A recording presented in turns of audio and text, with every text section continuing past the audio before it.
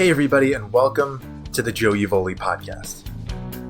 This podcast is about talking to people who have dedicated their lives to the game of lacrosse and learning about who they are, how they got to where they are today, and what they do to improve themselves and their teams.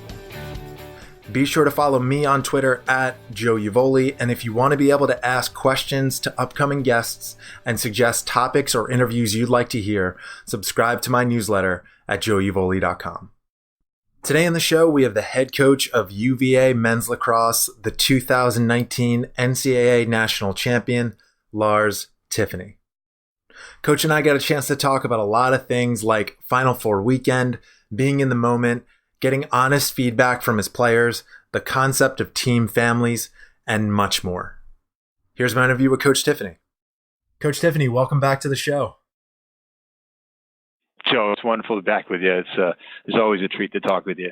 Yeah, I'm excited to get to talk. It's been too long. I got to start off. We're gonna start talking about the national championship, but I got to start off right away. Congratulations, Coach. It's happy to see the championship back in UVA's hands. It's we're feeling very fortunate. Fortunately, I had a wonderful group of men who, with great people supporting them the whole way, the support staff here, the assistant coaches, the parents, everyone believed. And maybe we didn't have reason to truly believe, but we truly, they did believe. And so it's a wonderful thing that we created. Right. And I want to get into talking about that, especially the belief part, but let's start off at the beginning of that weekend. So that weekend arrives. Walk us through your mindset that weekend. When do you arrive in Philly? How are you keeping your team focused? How are you making sure that they're ready for Duke and not overwhelmed by the atmosphere? Yeah, we talk a lot about trying to stay in the moment and be in the moment, but that's difficult when you are going to the Final Four. And the first place we get off the bus is at the Battleship, New Jersey, which is the site of the dinner Thursday night for celebrating the four teams in the Final Four. So there's Yale is there, Duke, Penn State, and us. So it doesn't feel normal when you're walking on a World War II battleship and getting this really cool tour. Right. And as they described how many men manned these turrets and the conditions they worked under, it was intense to be on such a large ship but really fun. But definitely not normal. And then we had a wonderful meal on deck with several representatives from ESPN and some really cool videos. And but yeah, not a normal Thursday night, that's for sure. So how do you? Right. That's a great question. How do you keep the focus and how do you stay in the moment and control what you control? Well, just reinforcing that message as a coach, but fortunate to have fantastic leadership with Dave Smith, Michael Krause, Ryan Conrad, who are just not going to be overwhelmed by it all. We talked to the men about, hey, keep the cell phones to a minimum. Let's not be on the bus taking a lot of pictures when we're rolling around Philadelphia or we're driving to the stadium on game day. Let's act like we've been here before, even though we haven't. Right. And it's so, just trying to balance it because it is fun. It is exciting. You want to jump up and down, go like, oh my God, this is so cool to be here. Right. But just remember the mission. And, it's certainly a challenge, and what a cool thing to be on that battleship. Right, for sure. I bet. So was your outlook? Were you trying to, obviously walking onto a battleship before you guys are going to play, one of the biggest games, the biggest game of the year so far? Are you trying to make it? Are you doing your best to try to make it seem like just another game? Yes. And every coach would understand that. Mm-hmm. You don't want to go out there and change the way you prepare because that sends a message of, the way we've done things in the past isn't good enough this weekend. Are we good enough for this weekend? You want to make them like, no, how we do our business, plan A is the plan for the weekend. And it's gotten us to this weekend. And we are good enough and our plan is good enough. Right. And so that's consistent. We did not do any Hoosier moments. I didn't bring out the tape that measured the baskets 10 feet high. Right. We didn't have to go to that extent, but just sort of just staying consistent with the message, and despite the fact that everything does seem different, because you go to practice on Friday at the Lincoln Financial Field, right, and there's 75,000 empty seats staring at us. It is an incredible venue. It's so cool. And then post-practice, there's interviews, and we hung out there for about an hour and a half because they wanted to have interviews with certain players, and they were doing some of the fun things that they put on the video board during the game with the cheering and trying to get people to clap. And so guys are doing goofy things in certain studios underneath the bowels of the Lincoln Financial. And so it's not normal, right? And so it's I guess trying to find that balance, and it looks like our men did, of let's have fun, let's smile, let's enjoy this moment, and then it's another. So we certainly did our Friday. We call Fridays Fundamental Friday, because we really try not to do much complicated stuff with X's and O's or plays or schemes on Fridays. We really just try to get back to basics. It looks like the first day of camp when you're in ninth grade, the drills you'd be doing. That's what our Fridays essentially look like. We just want to get it back to the basics, and so we did our Fundamental Friday practice there at the link, and so that there's some normalcy. Just so trying to find the normalcy periods amongst all the fun. Right, gotcha. Yeah, so trying to keep things consistent while also recognizing that the kids need to have fun. They need to remember this moment a little bit. Yeah, and don't do it by looking at your phone. And we talked about this.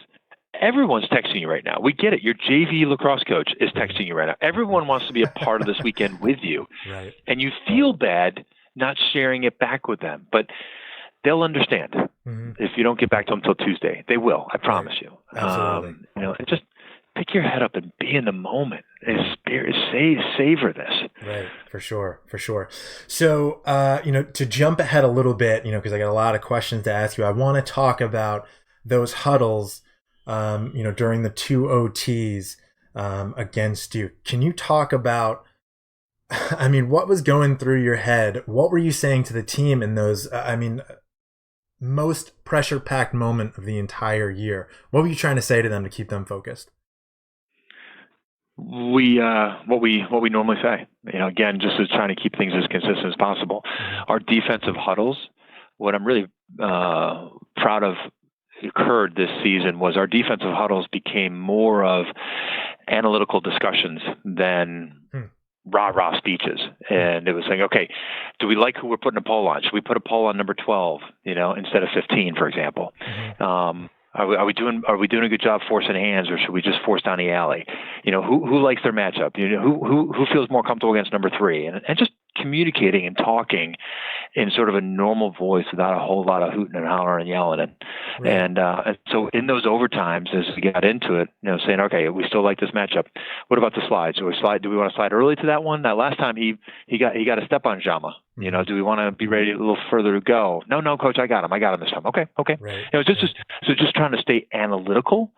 And I will say the only sort of emotional part of it was going into both those overtimes. Like, fellas, we want to play defense. Okay, we want to play defense.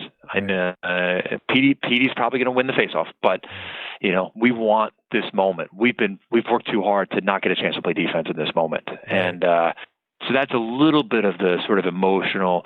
I don't want our guys saying, "Oh God, we just lost the faceoff. God, I wish we'd won the faceoff." They say, "No, good. We get to play defense in overtime. We get to make a stop in overtime." Right. So, sort of changing their outlook a little bit on things that could happen. Right. And then, so that's what the talk was in the defensive huddle, which I spend most of my time with. And then with the group talk, again, just what we would normally say. The differences in overtime, reminding, hey, fellas, we have a timeout. So if you're in trouble, just if you're getting beat on during a clear or off a faceoff win, just get inside the box. I can use the timeout, and don't be afraid. Go after it. Make the play. Right. So even in those big moments, you're especially, it sounds like on the defensive side of things, you are trusting your players rather than going to them and saying like, hey, here's what we're going to do. You're talking to them about, hey, what do you think is the right move? Who should we be guarding? Does everybody feel comfortable with what we're doing? Is that right? That's the Exactly, and that's what we've grown to as a third year with this team, and as a defense and an offense, to be able to be more collaborative, and understanding that their voice matters. Because you play the game at the highest level. I've played some lacrosse in my time too. So sometimes geez, I like my matchup, and sometimes I'm not sure I love my matchup right now. And being strong enough and courageous enough to express that. It's so easy for a coach to say, "Come on, you got to dig deep, and are you going to do this for me?" And the player saying, "Oh yeah, I got this." But meanwhile, "Oh man, this is a tough matchup," But just I want honest feedback so we can all make the best decision here. And in the championship game, I know we mixed in a little bit more zone against Yale than maybe we expected. So that was another discussion point. What do you guys think about zone this time? And so it's just I enjoy having their feedback. But again, we all had to grow and learn to get to this point, and it took a couple of years. Right, for sure. So at the end of the game, you win against Duke. What is your first thought that goes through your mind?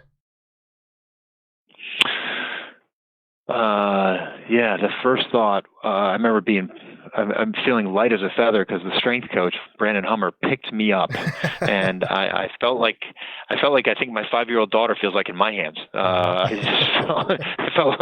couldn't believe how strong he was. Right.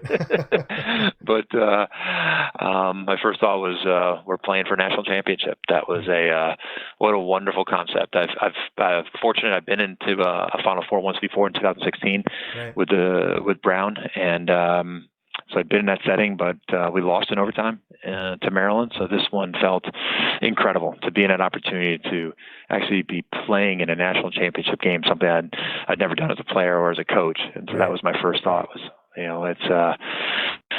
we've done this. And then my second thought was I can't believe what these men have done. I can't believe that they've done it again, that they continue to not give in. I can't believe how this group just won't give up. And that was my second thought.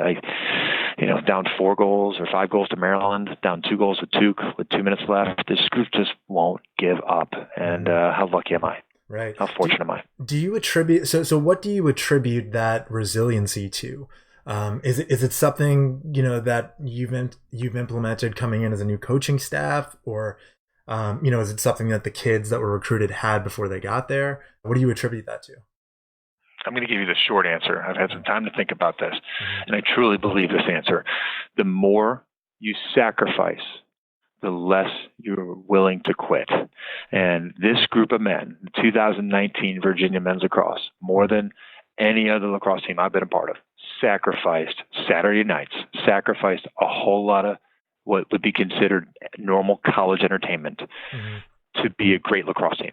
Right. This group, they made so many better decisions socially.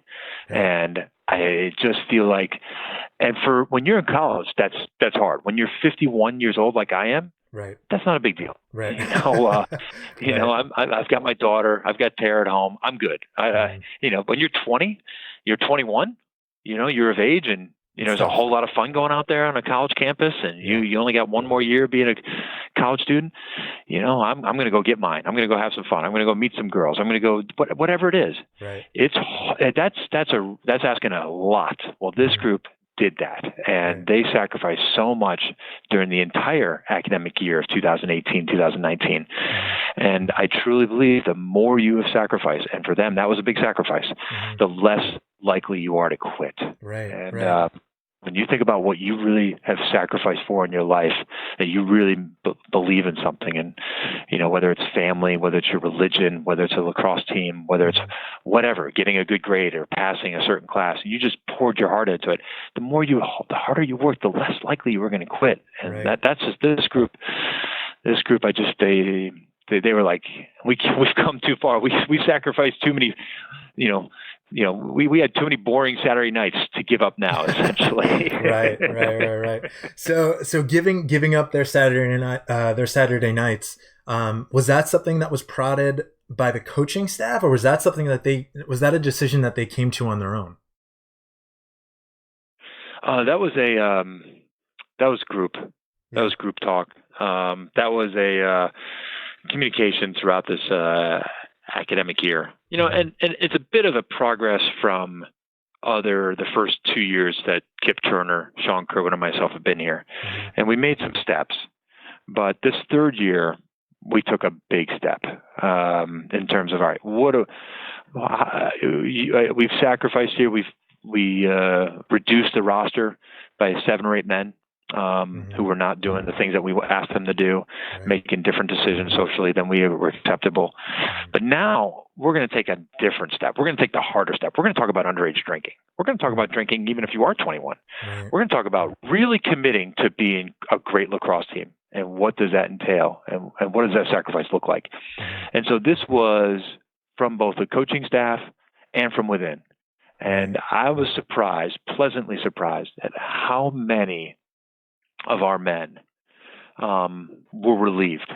Were relieved with the new standard. Not everybody. I get that. I understand that. I understand the social pressures. I understand peer pressure. And I certainly understand the sorority girl pressure. But it's just the amount of men who were relieved by this was wonderful to realize that there is tremendous pressure to be an elite athlete and to be really good at partying. But we're giving them an option to say no. And so it's something that came, from the administration in terms of meaning us, and it also came from within, meaning the players, and then the buy-in, and boy, we have the ultimate validation. The national championship is the ultimate validation. For sure. So I just want to key in on that one point. So can you talk about why you feel like they were relieved? Is it because essentially you were giving them an excuse to not have to worry about that other part of the equation, the partying equation? Yes, it was. We've all been in those situations at the party where, there's just a few people going really hard, and the pressure was, well, that's what Virginia men's lacrosse does. We lead the party. We were the hard chargers, and there's a correlation here. When you're a rough and tumble athlete, that you take chances on the field. You're willing to throw your body into the fray and get smashed when you pick up a ground ball. That you're willing to take chances outside the field. That you're willing to take risks off the field, and so there's a natural sort of progression you can sort of understand there. And but that's not for everybody. And there's a lot of people say, well, I don't want that off the field. And but so when we came in and provided a new standard, and the leadership from within really hammered this home, and that's why I really resemble remarkable leadership that came from Dave Smith, Ryan Conrad, Michael Krause, plus 2 others, Doc Zakin and Matt Jama, that they were the ones that recognized, well, we've got to lead by example. We've got to set the tone here. We've got to create a different standard that's acceptable. And they're all 21. And so they were doing nothing illegal.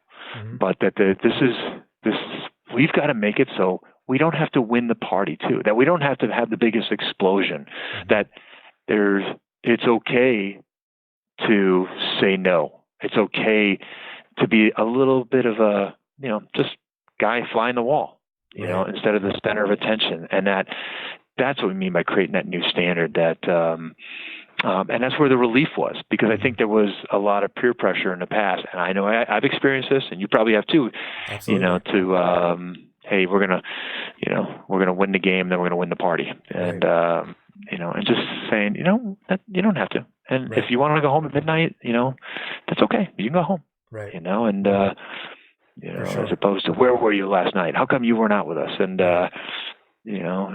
so I had schoolwork to do, or I hung out with my girlfriend or whatever, so it's just making that more of an acceptable answer as opposed to you're soft, you're nothing. Come on. This is not what we do. That peer pressure. Yeah, the reason why I asked is because, one of the most helpful things I learned, unfortunately, as I got older, less so, when I was in high school and college, was, the more you can say no to things, the more comfortable you feel saying no to things, the better off you're going to be in those areas that you want to focus.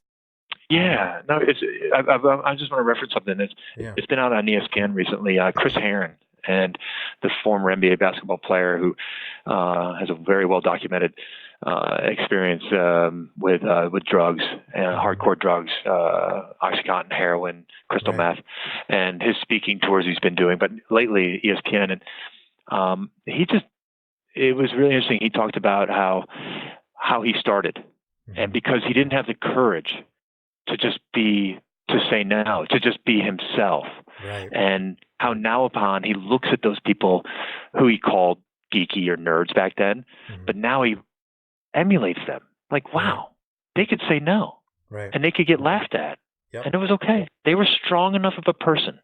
They were strong-willed enough in who they were. They were confident enough that they could take, a little bit of abuse and be like, I'm good. Right. And he's like, God, I admire that. And that's what we talk about that with our men too. Absolutely. Absolutely. So let's jump ahead to that national championship morning. So you wake up, your first time in a national championship game. How do you feel? Is it just another day? Extra nerves? What's going through your head?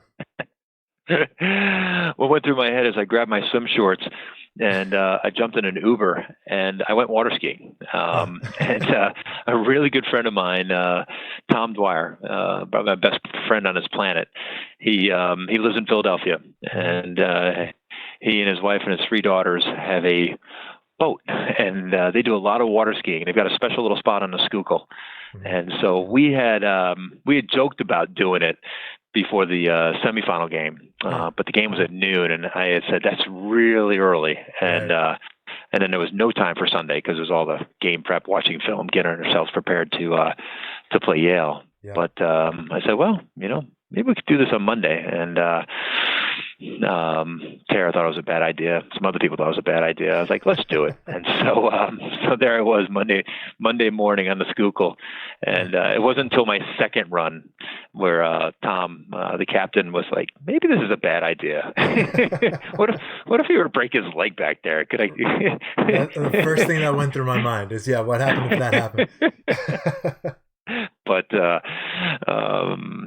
it was a really fun morning to spend on a beautiful sunny day, and the water was just like glass. So we had a couple good runs there, but and I think that was good for me too, because what else was I going to do? I would have just fret over things.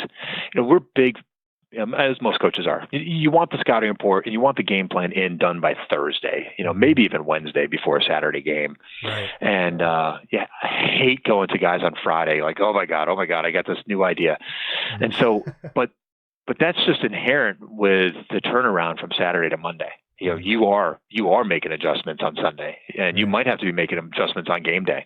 But I was like, man, the more I start chirping in their ear, like, oh my God, I just watched this video clip. You got to be careful about this player. It's going to be distracting. It's just, how much can we expect them to take in? And so it was probably best that I got away from them, because I would have been trying to do too much. And so that was a fantastic start to the day. And I on my way into the hotel, I remember seeing a couple parents who were like, where were you? Where are you coming from? You got swim shorts. My buddy actually dropped me off with a boat behind his truck in downtown Philadelphia. They're like, where are you coming from? Unbelievable way to start the day. All right, so let's jump forward to right before the game. I'm curious about how you felt, and if I can, I'd really like to tell a quick story about 2003 before our national championship game. And this is the reason why I asked this story. We're stretching on the field. I think there were 30,000 people there. This is my sophomore year. Coach Van is walking around to all the players, and he's asking questions. Are you ready? How are you feeling? And he comes up to me and he asks, how are you feeling? And I swear, just like this, I looked at him and I said, we're definitely going to win. And then that was all I said. And so I'm curious. I had my little Joe Namath moment. So I'm curious. How did you feel before the game? Were you confident? Did you feel like you were going to win? Were you nervous? What was going through your head? I know I was excited. I was excited to be a part of the moment. I think that's something as I get older, try to appreciate the moment. I know there's a lot of nerves as a coach, and we start thinking about all the different scenarios, and I'm just like, just try to tell yourself, just talk to yourself and say, hey, look, this is why we do this, so you can be in this moment. This is all those practices, all the lifts, all the recruiting, all the trips up and down the East Coast to find the best and brightest. This is why we do it. Let's enjoy it. So I had my father's stick with me, so I was throwing the ball around with it, looking up in the stands, appreciating and enjoying it, and just I want to emanate that body language and that message to my men as well, that this is fun, that we're going to have a good day today, that this is really, really fun. Right. I don't want to send a message of, if we do this right, and if we do this right, and if we do this right, and this ball is our way, we'll win. It's just like, hey, we're going to get out there and play. We're going to go out there and be who we are, and just sharing and try to exhibiting that confidence. Now, win or lose, I don't know. I don't know. I try not to think about the outcome. I just wanted to think about the moment and being in that moment. And being in that moment, what I thought was most important was enjoying it, having fun, having a stick in my own hands. High-fiving the guys. I will say about 10 minutes before we met with the team, there was an energy in the locker room that I was like, wow, I really like this. I think it was Matt Jama jumped up there, and they put, they got the music on way too loud in the locker room, right? And he does this little thing where it's like like he's a DJ and he's doing his little dance with it, and it was just like there's an energy here that these guys are they're in the moment. They're not sitting at their, the Hollywood director might have someone sitting in his locker, quiet, contemplating, every little thing I got to do today. Not just the opposite. I just can't wait to just play some lacrosse. Yeah, and get up and down that field. I know that feeling. I know you look around at everything and it just feels like everything's clicking here. Like I have total confidence in what's about to happen. But it sounds like for you, you're trying to show to your team that you are less interested in the results and more about like, let's just do our best. Let's focus on what we need to do and let's have fun. Is that right? Absolutely. Because if we start thinking about the result, then I start thinking about how good T.D. Erlin is at the faceoff X. Then I start thinking about how Yale scored 26 goals in the first quarter of the last 3 playoff games, and just thinking, oh my God, the last thing I want to do is give up 8 goals in the first quarter and then have me try to outscore Yale when they're going to win most of the faceoffs. So I didn't want to think about that. Let's just get that out of let's just get it out of there, and let's just exactly, it's just as you said it. Makes sense. So let's talk about the clock strikes 0, you win. What's the first thing that's going through your mind? Describe that feeling if you can. Yeah. It's like just looking at the men celebrate. I wanted to appreciate that. I wanted to watch them jump up and down, and it's always interesting to see who they jump on. Do you go offense? Do you go defense? And where's this? This chaotic mayhem come to a meeting, and then after that, you don't have much time to think, because then I was lucky enough that Paul Carcaterra interviewed me as the winning coach and started asking questions. So it's interesting. He talked to, my thoughts might have focused on 2 men, one my dad and the other Dom. I talked about my dad a little bit there, and then I talked about Dom in the post-game press conference. But just thinking about some major influences of how we get into that position. But it was I guess I had a couple minutes, because when Ian Laviano scored to make it 13-8 with 1:20 left, I think that's when I finally said, okay, I think we got this one. We got this, but with 2 or 3 minutes left down, up 4, I'm like, we've come back from this. We've come back from this type of deficit, and they've got T.D. Erlin, so there's nothing guaranteed here. So as a coach, you're still coaching, but when Ian threw that ball in, so I did have a couple more minutes to sort of think about it. To soak it all in. Certainly enjoyed the Gatorade certainly really enjoyed the Gatorade bath, and I'm sure. that was a wonderful feeling. And but so, it was really cool to have my coaches. We were all holding each other on the sideline, the five of us, four of coaches plus Brian Wilberger, our director of operations. It was really fun to just all be there to savor it for a minute. That's awesome. So tell us, if you can, what did you say to the team in the locker room after the game? Yeah, there was no locker room talk. We were just celebrating on the field. It's like you get to you were fortunate to be a part of that, and and then there is no script. There's there certainly is an area right there where they take the photos, and then you pick up the trophy and run around the field a little bit. Then we cut the nets. I don't know if you cut the nets back in 2003. I feel like that's a newer tradition. And I was able to cut the net with my daughter, Charlotte.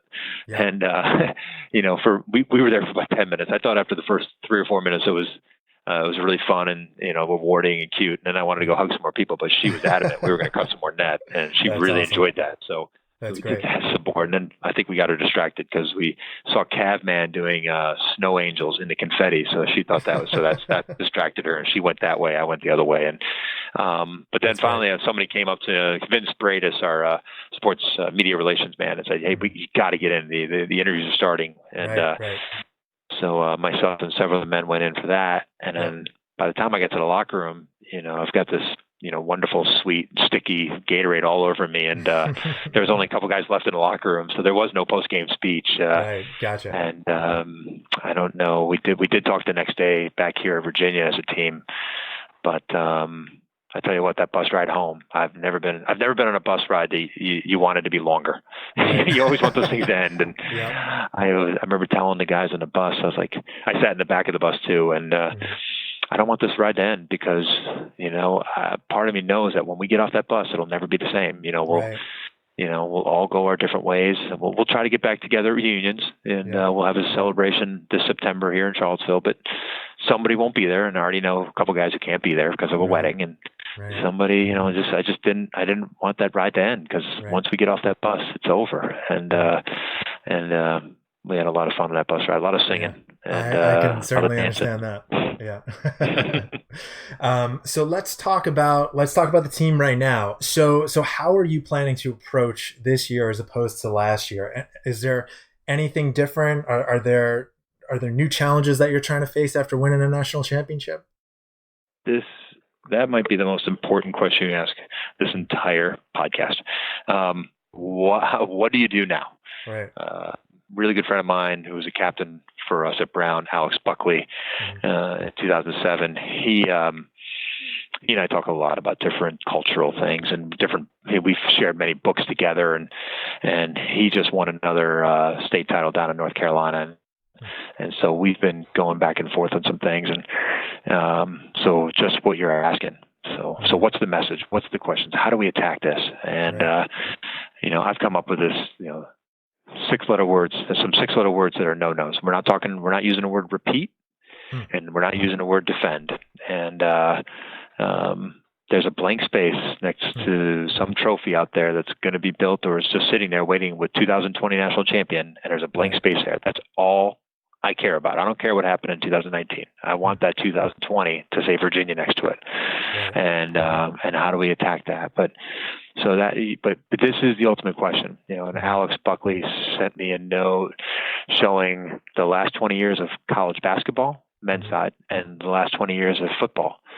And there's been one repeat in men's basketball in the last 20 years. That's a good little trivia question for the listeners. I'm going to give them about 5 seconds to tell before I say the answer. No, I knew I couldn't remember it. It was the Florida Gators in 06 and 07. And there's been like 1.5 repeats in college football in the last 20 years. I say half because I think USC, University of Southern California, shared one year and then won it outright the next year. And then Alabama in 2011, 2012. And I was looking at those lists going, wow, it's really hard. It must be really hard to do this again. And for our sport, it's Duke in 2013 and 14. And I didn't even know what it is before then. And so maybe it's all the way back to one of the Tierney's era, because Tierney was doing so well there at Princeton. But it's just saying, okay, fellas, I think we've got proof it's really hard. I mean, to think that Nick Saban's only done it once. Right. He's only repeated back-to-back years once. Like, that was like, whoa.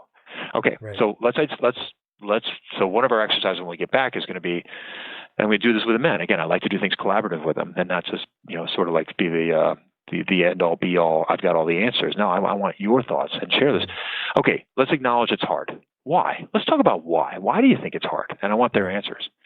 And then I want to put up on the board, okay, we just listed 12 reasons why it's hard to repeat. Which one of these are controllable, and what of these answers are out of our control? And then really drive home the point. Okay, let's recognize it's hard. So what does that mean for us? And I think what I'm trying to get them to come to the realization is we've got to be better than 2019. That we've got to work harder, that we've got to train with more purpose, that we have to play at a higher level.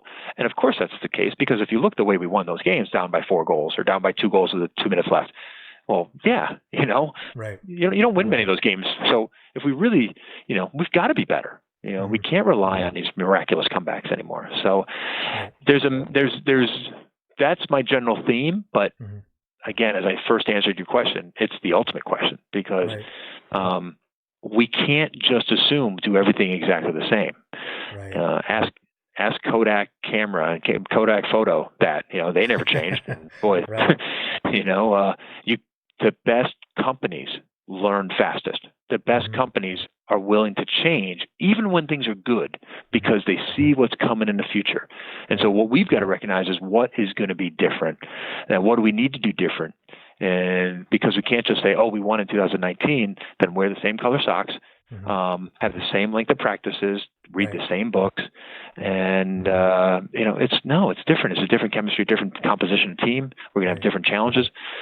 So I'm excited about looking at what we do change. I'm excited for that. So it sounds like your approach is, if you recognize that you guys need to learn as quickly as you possibly can, the best way to do that is going to be to collaborate, not just, amongst the coaching staff, but get feedback from the team as well. And they're going to be the ones that can propel you forward in the direction that you guys need to go. Is that right? It's already started. Yes. Yeah. Yes, true. And I've had 2 conference calls with the captains over the summer. We recently made a shift to voting for captains in the spring, and that was one of the things we did in that wrap up meeting on Tuesday after the championship game on Monday, was to vote for captains. And it's because now we use the summer as leadership development, and I don't see them much at all, if I see them at all, but we can talk on phones. We can share ideas with email, and most importantly, with some books. And we're using one book right now, The Captain Class by Sam Walker. It's a relatively new book. It's copyright 2017, and just sharing ideas about what it means to be a leader and what it means to be a captain, and what is the characteristics of a captain. And so this book has been a great guide. But in one of our talks with the 4 captains, there's 3 fourth years, Jared Connors, Michael Krause, Doc Aiken, and 3rd year, John Fox. We talked about this very thing you and I are talking about for the last 5 minutes. So what is the message? What's the drive? And one response was, well, once you've been to the Final Four, and how could you imagine a season without that meal or without that taste at the end of the season? Anything short of that would be so upsetting, such a letdown. So that's got to be the motivation, because you've tasted it, and that's great motivation. I said, okay, that's good. Someone else said, well, Virginia lacrosse has never repeated. So if we want to be unique, that's a challenge. That's a new challenge. That'll make us work harder. I'm like, okay, I like that one too. And then Doc Aiken just said something simple but very profound, and sounds like a coach. He said, essentially, if I want September 2, 2019's practice to be better than September 2, 2018's practice. I just want, that's what the mindset has to be, that, every practice has to be a little bit better than last year's practice, than that on that day, in that setting. And that's got to be our objective. And I was like, oh my God, that's, I wanted to hug him through the phone because that's all you can control right. is the next practice or that practice and facing you that day. And we can't win the national championship, May 25th in September, right. And so it's just brilliant. So right. I'm enjoying that collaborative. Yes. So you're right. I want their answers. I want them to be a part of this, and I'm learning from them. Yeah, that's awesome. That's awesome. All right. So, I am keeping my eye on the clock. I want to make sure that I get you out of here on time. So, there's a few things that I want to talk about. Doing my research for the call, I saw an article about the concept of families on the team. Can you talk about that and maybe tell our listeners a little bit more about what that is? Yes. This was all part of year 3 as we really made a significant adjustment in our social decision-making and the culture. Families. So there's a first year, a second year, a third year, and a fourth year comprises a family. And this unit is utilized, one, in our Cultural Thursdays when we do our readings, and many of our Cultural Thursdays are based on a chapter from a book. This past year, we used The Boys in the Boat, and by Brown, and then we also used the book Legacy by James Kerr. And so when we meet on Thursday, the family will discuss the reading that was already assigned to them that they had done already, and so then the family reports back to the group, and each family reports. We have 11 families to the group, and it's about 35, 40-minute exercise. But we also use the families in other ways. And one of the reasons we're using the families is for those Saturday nights. And essentially saying, you guys are responsible for each other. This is your family. How families will really look out for a little brother, and take, well, they may let someone else go off and do something stupid that they shouldn't be doing. Right. But you would step in, if your little brother was doing something that he shouldn't be doing, or about to get hurt. And you're responsible. And so you upperclassmen, if your first year's not doing the right thing, there's consequences for all of you. You're responsible to guide him, to help him make better decisions. Some of this was influenced by a former Navy SEAL who has spoken to our team and talked about the samurai, and it's like who's as a sort of and who's the samurai apprentice? Who's his apprentice? And so put the responsibility on the older player, on the older attackman. Who's the guy underneath you? Let's say when you graduate, or in a samurai case, when you're no longer alive, who's stepping into your shoes? Who's going to carry this on? Right. Is Virginia Lacrosse prepared when you graduate? And if you're Michael Krause and Doc Sakin, and you're a significant player for us, I hope that we are prepared. We're going to miss you two, no question.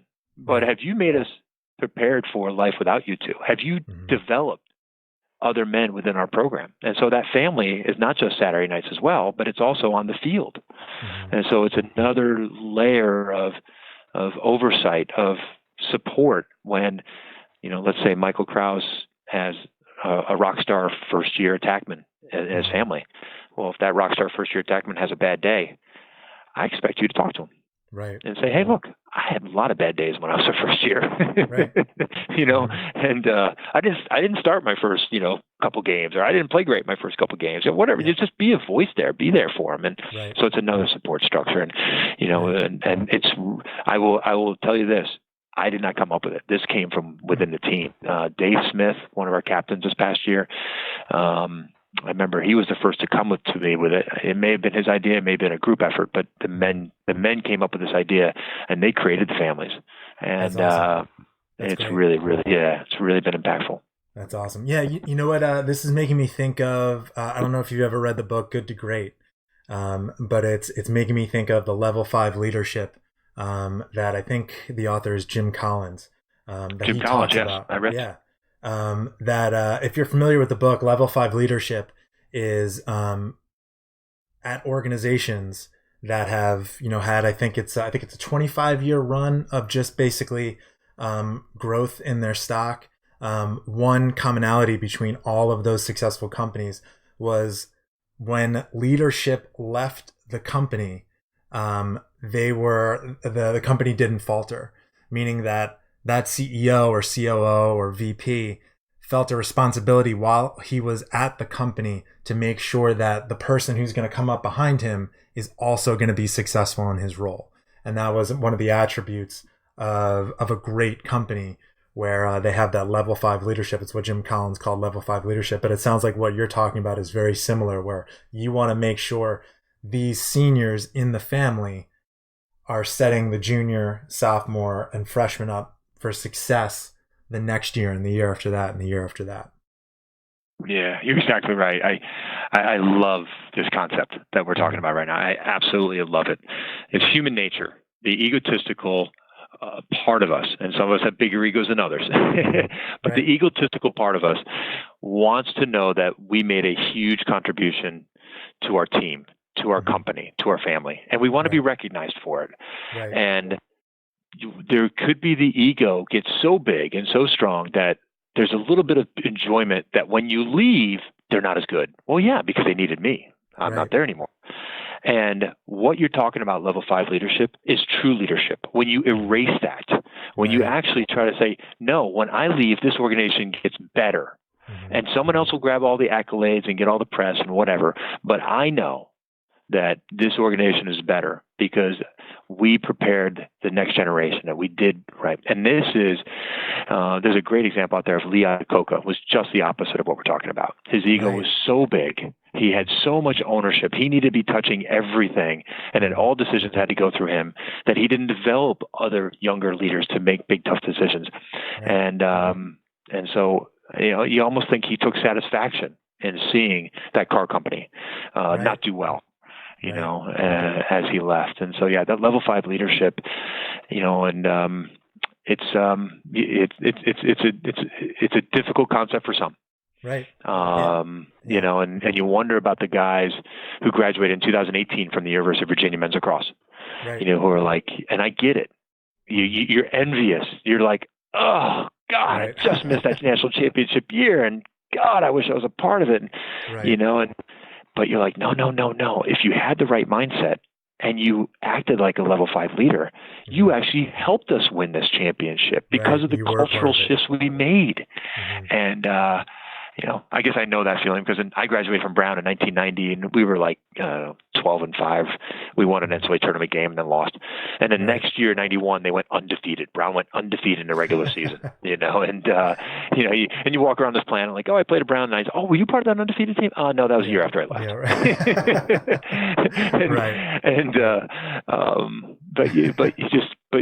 So it's a little bang to the ego, right? Or you just laugh it off. But, can you make something better than when you found it, whether you get the accolades or not, whether it's you get all the attention or not, but and so that's exactly what we're trying to do with our leadership, and the families are another unit to help us do that with.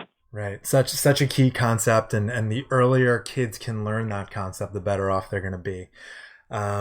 So, like I said, I am looking at the clock. I do want to get you out of here on time. So just the last question, you mentioned a lot of books. I wonder if you could take a second maybe to mention some of your favorite books, some of your favorite resources that the team has read over the past years, or that you've read, because I'm sure people listening are going to want to hear what Virginia Lacrosse is consuming during the year. I love talking about the books. It's all, I grew up in the restaurant business. My father was a restaurateur, and I always felt great satisfaction when I recommended a restaurant to somebody and they said, wow, love that restaurant. Right. And the same with books. And when I get a good book, I can't thank that person enough. And I think about that person like, wow, that's what a fantastic gift. Right. And so I love being able to share some books. It may not resonate with people as much as it does with me, and I love books more, and we're all different, and that's fine. But to answer your question, this actually started with Scott Hooper, one of our captains in 2018, and he came to the team. I had brought in the book Legacy by James Kerr. It's about the New Zealand All Blacks international rugby team, and it's a fantastic 15-chapter book. Each chapter is defined by one word, and that word could be character. It could be pressure. It could be sacrifice. Preparation. It's built probably for the business owner, the leader in a company, or whatever the organization is, because it's based on sports. It's perfect for a sports team. I love this, but this is a bit of our textbook. There's some juicy little stories in there, but it's a bit more of what we deem as our textbook. They're sort of the required reading. But then there's the juicy stuff, the recommended reading. And Scott Hooper brought to us Gates of Fire by Stephen Pressfield. It's about the Battle of Thermopylae, which the movie 300 was based on.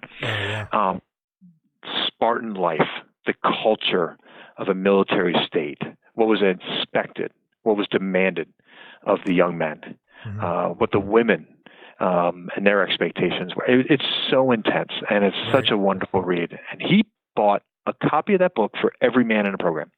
In his own money, he went out and bought 50 copies. That's awesome. And that was incredible, right? And so then that summer, it was, all right, well, we got to let's do some summer reading. And so a summer ago, our first time we did summer required reading was The Boys in a Boat. And what an incredible story that is, about the 1930s University of Washington crew team, but with the backdrop of the mobilization of Nazi Germany and the preamble before World War II. Wow. Incredible history book, but just this story is amazing. Whether you enjoy sports or not, it's a fantastic read. And so that guided our discussions last fall. And then we also included Legacy as well, because it's a bit of our textbook approach. Right. The Captain Class is a book by Sam Walker that we've used for our captains only. And then this summer's the summer reading for this summer is The Obstacle is the Way by Ryan Holiday. Oh, yeah.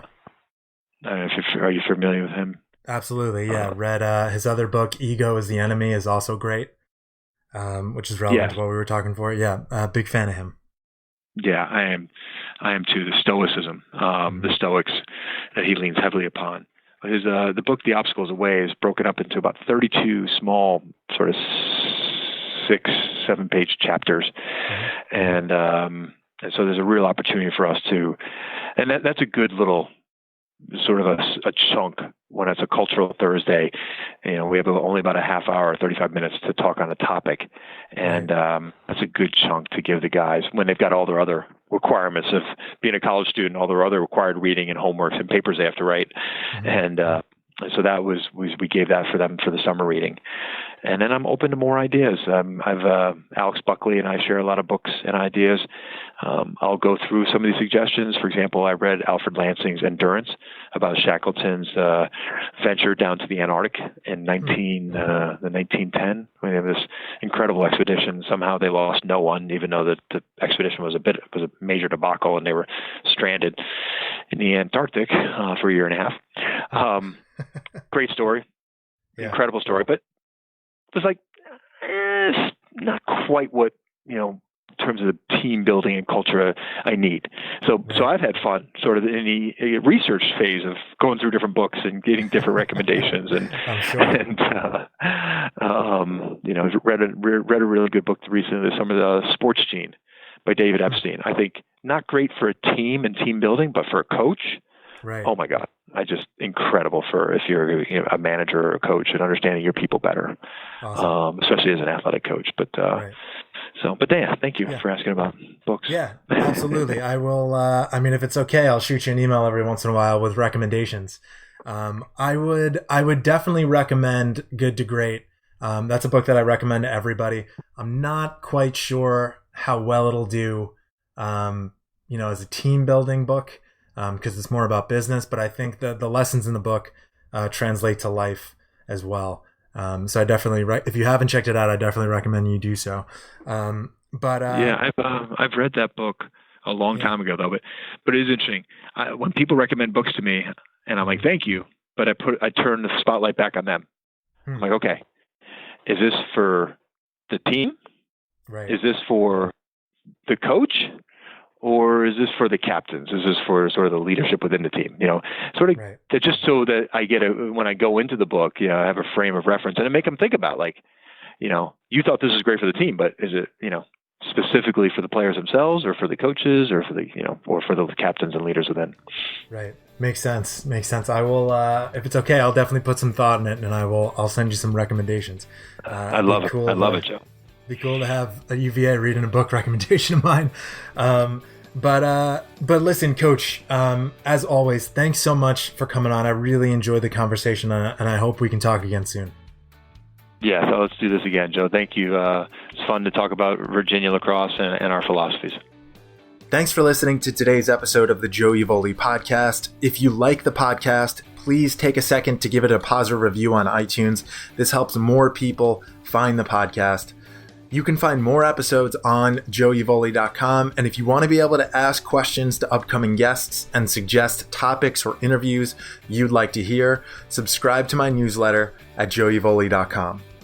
You can follow me on Twitter at joeuvoli. Until next time, keep working and keep getting better.